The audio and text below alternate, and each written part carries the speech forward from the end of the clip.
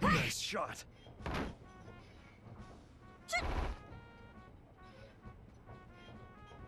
It's a playtime. Let's do it. Ada. BRIO. Anima. Are you okay? FUOCO. Are you okay, sis? Let me hear you sing!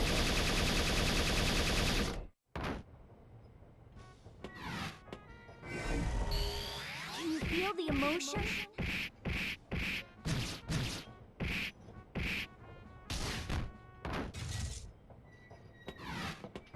And the finale! Take this seriously!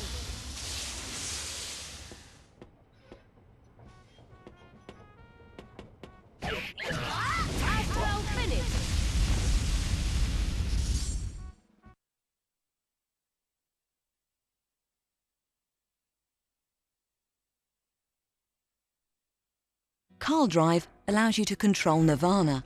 Press and hold D to move her around, and release D to make her attack. Nirvana's gauge, under Carl's portrait, is depleted every time she attacks or is attacked. This gauge will refill automatically, even when Nirvana is knocked out of commission. Go! Here. Ada! Ada! What's the matter? Are you okay? Go! Ada!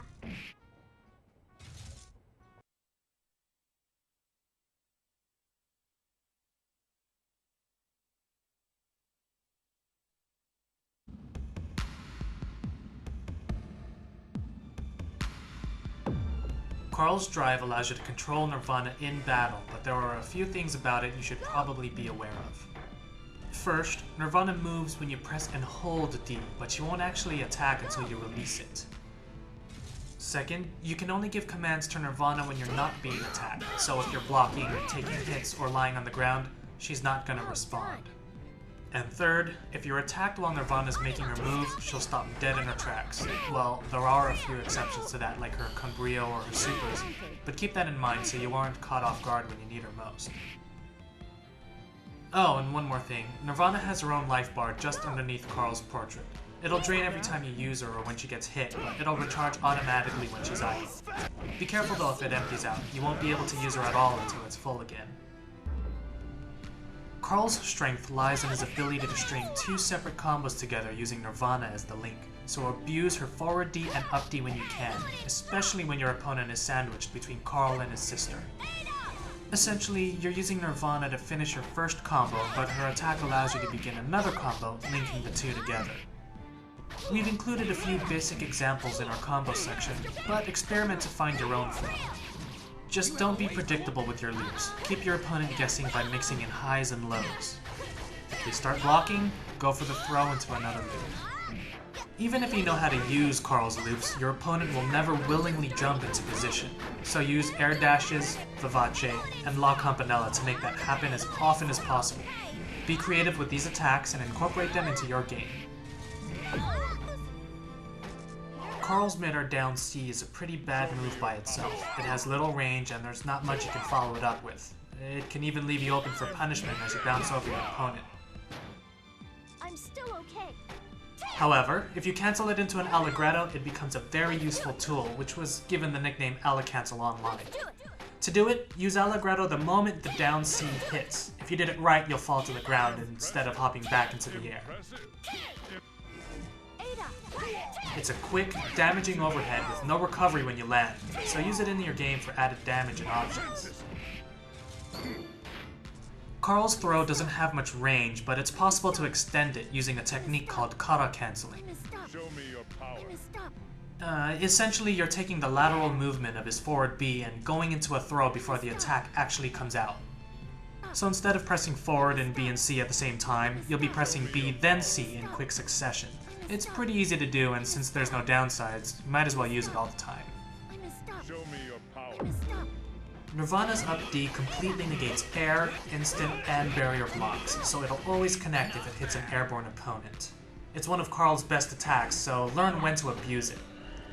It's also one of Nirvana's moves that'll come out even if Carl's attacked, as long as her clap animation is done. Keep in mind though that Hakumen can counter it with his own drive, and since it counts as a projectile, it'll be eaten by Tager's sledgehammer. Won't stop me. When you're not using it in one of Carl's loops, it's best used as a tech trap, which could potentially lead into another loop. For instance, when you're finishing an air combo with Allegretto and Nirvana's waiting on the other side. If your opponent recovers incorrectly, they'll eat a shockwave, and you can continue to punish them. If you're pressuring them in the corner or in the sandwich, you can also control the space directly above them. If they jump up, you can punish them for it. Because Carl and Nirvana can attack at the same time, you have a few unblockable setups at your disposal. As usual, these require that your opponent is sandwiched between Carl and Nirvana. The first setup is done by combining Nirvana's overhead attack with any of Carl's low attacks. Since the opponent can't block high and low at the same time, they'll eat both attacks. Similarly, the second setup uses Nirvana's down forward D, which hits low, and you combine that with one of Carl's overheads. If any of these unblockable setups connect, you can continue into a different loop. When Nirvana's doing her punching super Rhapsody of Memories, you have a few options at your disposal. If your opponent's being nailed by Nirvana, you can add in your own attacks for added damage. If they waste their burst during Nirvana's rush, you can continue to punish them after Nirvana sends them flying. If your opponent happens to block Rhapsody of Memories, you can still try to catch them by mixing in low attacks or overheads, particularly Carl's forward C or Alacancel. Likewise, you can also cross them up with Vivace or instant air dashes with Alacancels to mess with their blocking. If your opponent doesn't change in the direction they block when you cross over, they'll eat the rest of Nirvana's rush. When you know your opponent's gonna burst, you can punish them easily if you have some heat. If you're comboing them on the ground, you can use the Gear Super Lightable's Cantata. You'll be knocked away, but they'll still eat the Distortion Drive. If they're gonna burst in the air, use Nirvana's Super Punch for Mata, well, if she's nearby, of course. Or you can always rapid cancel your combo, block the burst, and then punish them afterward.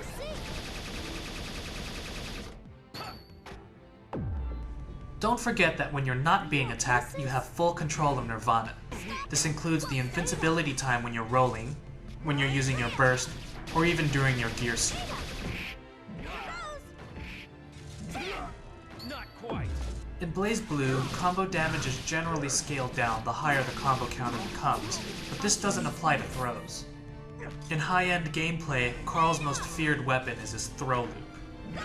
It combines Carl's air throw with Nirvana's unblockable up D, and if done correctly, it can be continued infinitely until your opponent dies. If they throw escape, they'll still be caught by Nirvana's shockwave, which can potentially lead back into another loop. If you get the timing down perfectly, there are very few characters who can get out of it.